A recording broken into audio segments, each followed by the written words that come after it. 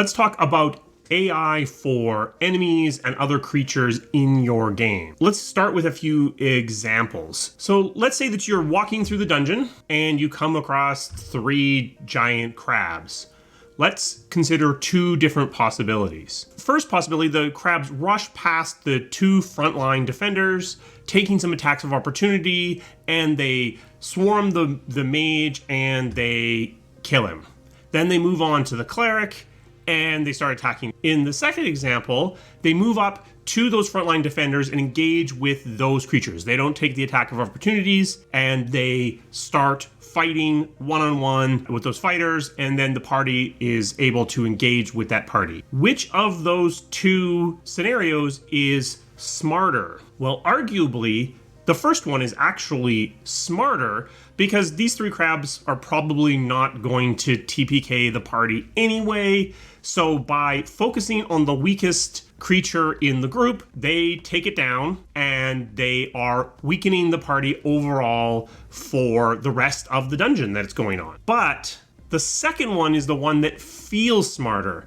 They're avoiding the attacks of opportunity. They're engaging in a more rational way with the encounter. Second example, we're looking straight on here and you are fighting with some enemies in cover and they're popping out of cover and they are fighting with you. So you're like, forget this, I'm gonna throw a grenade back there. Again, 2 scenarios. In the first scenario, they shout grenade and then the grenade goes off. In the second scenario, you throw the grenade, they don't say anything. Instead, you see one of them sort of shove themselves over and kind of poke out a little bit from behind the cover. And then the grenade goes off. So which of the 2 is smarter? In this case, it's pretty hard to know, but let me give you a bit more information. Let's say there's a bunch of different pieces of cover behind this wall you can't see behind. And let's say this guy that's sticking out here is actually moving behind one of those pieces of cover in order to avoid the blast of the grenade. And let's say that that shout of grenade wasn't actually coming from the enemies at all.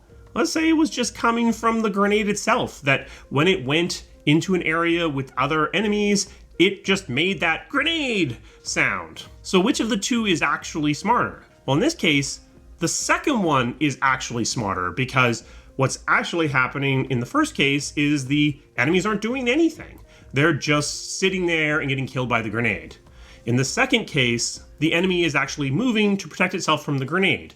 Now, it's exposing itself to potentially being shot by you, but not very much, but it's protecting itself from guaranteed death from the grenade. But again, like with the first example, the one that is the smarter one doesn't feel like the smarter one. It feels like these enemies are doing something stupid. They're not responding to what you're doing at all, even though they actually are, whereas in the first case, they aren't. They're just doing whatever they were doing before, and you've artificially added some sort of response. And this ultimately is the point of doing NPC and enemy and ally AI. This isn't about smart. This isn't about making them pick the optimal solution to the situation that they're in. It's actually about appearing smart or appearing believable or appearing rational. And appearance and reality, in often cases, are not the same. In AI safety research, there's something called goal misalignment. Goal misalignment is usually used in training models. And what it means in that case is that you think you're training a model to go through a maze and find apples, but what you find out in the wild is what you've actually accidentally done is you've trained it to find red things. And it ignores green apples, but goes towards red balls because your goals were misaligned. You were not actually training it on what you thought you were training it on. What I would argue in the case of AI behaviors in games is there's often a goal misalignment happening at the designer level. What the designer often thinks their goal is to make smart or good AI, but actually what their goal almost always is to make fun AI. Players will perceive fun AI as smart or at least as rational much more than they will perceive unfair or exploitative AI, even in the case when that other form of AI is better. So often you are going to want to do something that seems counterintuitive to effectiveness in order to optimize the player experience. So what are some things that we can do to make our AI feel smarter? Well, one that I've used a lot in my career, which is surprisingly effective, is to simply give your enemies more hit points. If you have a bunch of super intelligent kobolds, but each of them only has 1 hit point, they are actually going to tend to seem really stupid, because what's going to happen is they're going to start to move into position, to take cover, to go and fire the ballista, and then they will die before they get there. So their behavior is never very clear to the player what they're doing. So they just appear to be milling around doing nothing. By increasing the number of hit points they have, you give them the opportunity to get to the ballista. Maybe they don't have to even manage to fire it, just make it clear what they were trying to do. There's only so far you can push this. You can't just keep giving them hit points and expect the player to see them as being smarter and smarter and smarter. In fact, what will happen is that will start to backfire, and beyond a certain point, they will live so long that their behavior will start to seem repetitive or scripted, because they'll start seeing the patterns in what they're doing. So you want them to live long enough so that their behavior seems to be purposeful, but not so long that you start to see the cycles in what they're doing. What greater hit points are often doing is improving the legibility of the behaviors of the creatures. Legibility in this case means, can the player figure out what the opponent is doing, or at least what they're trying to do? Increasing legibility is a great way to improve the apparent intelligence of the opponents. Couple of ways you can improve legibility. First, like we just talked about, more hit points gives them longer to start doing their plan. Second, and equally important, is a slightly counterintuitive thing. Give them simpler plans. If the enemy has a 9-step plan, a lot of the things they're doing along the way aren't going to make a lot of sense to the player. They're running over there and they're fiddling with a switch. Then they're running over there and they are moving some kindling around. And then at step 7, they die. And you never figured out what in the world they were trying to do. Improve the legibility, take that 9-step plan and cut it down to a 2-step plan. That way the player can figure out what they're trying to do, because they went over there and they pulled the switch and now they're running over to the ballista. Oh, the ballista is obviously rotating towards me after they pulled the lever.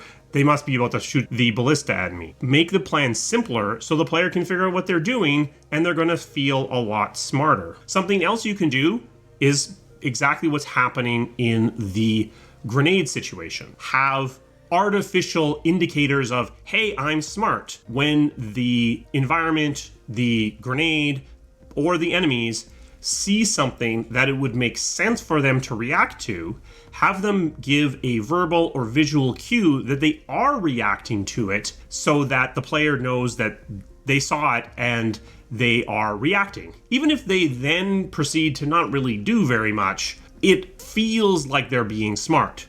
Having a bunch of enemies shout grenade makes them feel really smart, even if they then proceed to do nothing about it.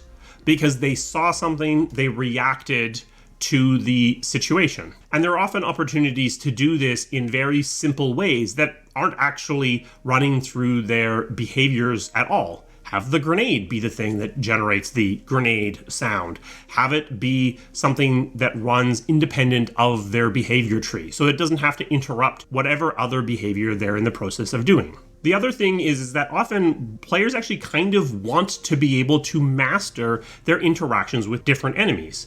So having them have relatively simple behaviors that can be understood and exploited isn't necessarily a downside to your game. Having that guy with the big giant shield who always goes shield, step, step, then moves the shield out of the way to take a stab, while that's not very smart, can potentially be fun. And at the end of the day, that's what we're going for. In almost all cases, we're not looking to make smart AI or great AI, we're looking to make fun AI.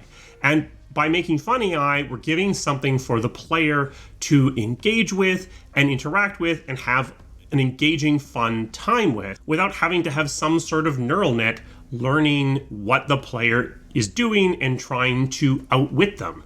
And indeed, in today's world where we are seeing these learning models get better and better very quickly, we probably are not really looking for our enemy behaviors to be learning from the player. There are some opportunities for this. Maybe, in most cases, the most fun experience is the one where we've scripted something interesting, as opposed to the experience where the AI is learning to master the player and be better than them. If we're making chess AI or trying to solve Go, sure, that's a different situation where our goal is potentially to be better than the player. But in most cases, when we're making opponent AI in video games, we're not looking for smart. We're looking for dumb fun. A special thanks to my members. They provide the resources that this channel needs to keep running. If you're interested in becoming a member, there's a link to that down in the description. We have merch now. If you're interested in picking something up, there should be a shelf below this video. That helps the channel out as well. What's your current thinking on AI in games? Specifically, behaviors around NPCs and enemies. Are you tired of them being too repetitive? What are you looking for in a challenge from a game? How much do you want it to push back on you and learn from the way that you are playing? Let me know your thoughts down in the comments. I will see you again soon. Thank you.